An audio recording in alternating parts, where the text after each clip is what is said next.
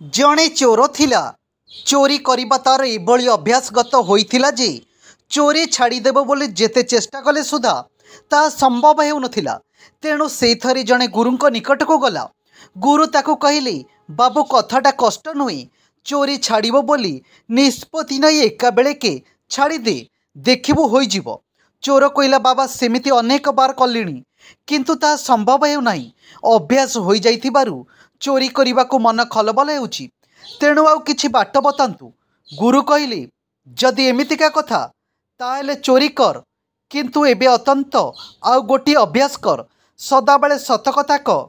चोरी करिबा बा छाड़िबा सहित यार कौनसी संपर्क नाही, तेणु तू ता करि पारिबु। एहा सुनी चोर कहला, हौ सबुबेले सत कथा कहिबी। किंतु क्रमे चोर देखिला जे भारी असुविधा होउछि। सत कथा कहिबार अर्थ चोरी स्वीकार करिबा, जिनस फेराइबा, क्षमा मागिबा इत्यादि। क्रमे से देखिला जे छोट मोट चोरी भी संभव हैला नहीं। कहा बारीरु लेउटिया चोरी होईगले भी लोके ताकू पचारुथिले एवं से जदि चोरी करिथाए तेबे मानिबाकू बाध्य होउथिला।